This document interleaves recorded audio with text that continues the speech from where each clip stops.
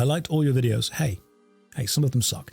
I'm in the middle of writing a video that I keep redrafting because I can't get it right. But here's the crux of the argument. I don't like cosmetics in MMORPGs. And the reason I don't like them is from a very, very narrative-based perspective. Here's the argument that I'm trying to make, and I'm trying to work out the best way to put this into words. When you see an item, a visual, in an MMORPG, let's just do it right now. Let's just take what we've got in the stream. We've got quest capes, we've got fire capes, we've got the Book of Fire, we've got the Armadillo Godsword. When you see something in-game, that visual has a journey attached to it. It has a history, it has a story, it has a weight, if you will, behind it. So everything that everyone is wearing right now, even down to the rainbow boots, if you play the game, you know where those things came from. The emote that's being performed right now by the quest cape, that itself is, it's almost like a manifestation of the journey that person has gone on. And that's what I respect and I love about it. When you take the ability to cosmetically override anything to look like anything else, the visuals no longer have a journey attached to them. In World of Warcraft, there is the mount, the Lucid Nightmare. When you see someone with the Lucid Nightmare, I got the Lucid Nightmare back in Warcraft. When you see someone with the Lucid Nightmare, that has narrative weight to it. It actually has gameplay weight to it. You know that they had to go and do that to get the Lucid Nightmare. And if you've got it in game, you know what I went through to get it. And that, I think, is one of the big community elements. You know what I went through. And if I see you with it, I know what you went through. There's almost a connection between the community when you see something that you recognize. But when you have the ability to make anything look like anything else, what you suddenly have is you remove the journey from the visual, and instead you are now simply saying, hey, this looks aesthetically interesting, let's put it in. And it can look aesthetically gorgeous, but it can be narratively empty. And that's what I think I dislike it for. I very much dislike when something looks visually pretty, but has no narrative weight, no in-game weight to it. Sometimes it is important for cosplay, but I mean, for example, if you see the Helm of Nature's Knot in old school RuneScape, you know that someone has completed the quest to go and get it, the Fremennik Trials and Fremennik Isles. That helm has a story behind it and a journey attached to it.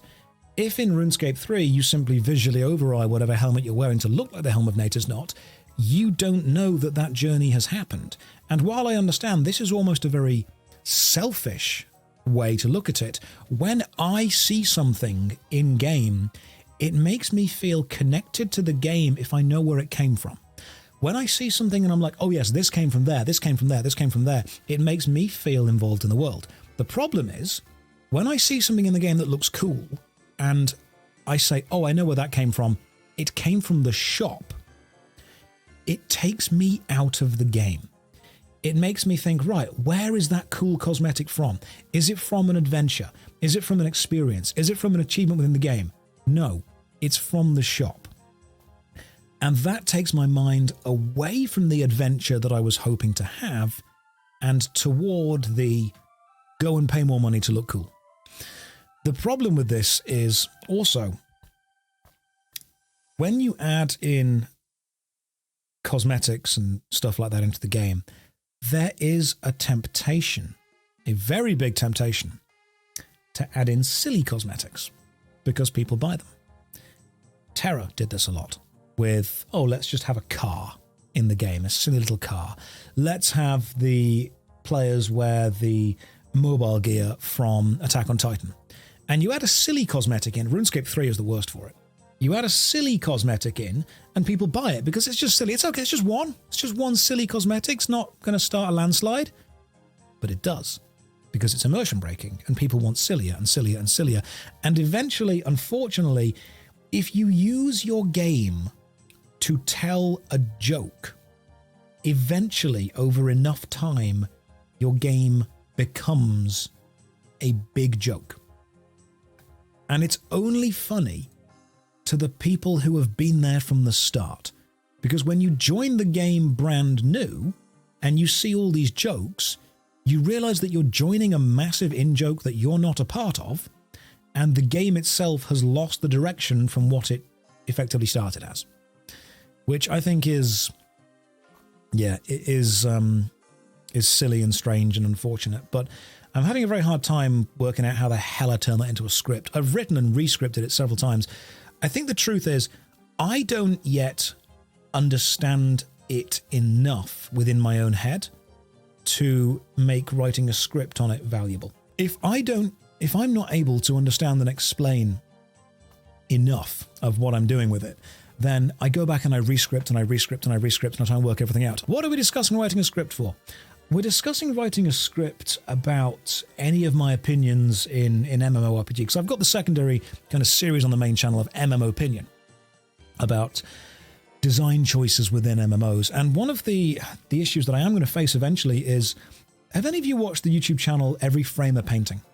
Because ultimately what happened was Every Frame a Painting ultimately stopped making videos because they had said what they needed to say.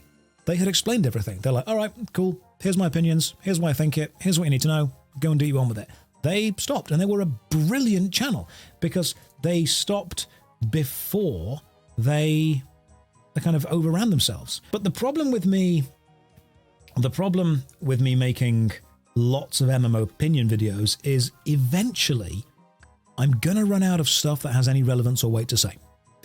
Now, I like gaming news channels as much as the next person, but let's be real, sometimes they put out articles that effectively say nothing. Sometimes gaming channels, and MMO news is absolutely, not free of this. Sometimes they put out stuff and you're reading it and you're like, what the hell was the point of this? What on earth is this about? This is pointless. I don't ever want to get to the point where I'm making videos purely for the sake of making videos. If my video has nothing to say, I just won't make it. And people have said to me, oh, you used to make 3 videos a week. Yeah, I did. I had a lot of stuff to say. Oh, but now you only make 1 video a week. Well, yeah, that's because I've said what I want to say, and now I'm focusing on quality over quantity.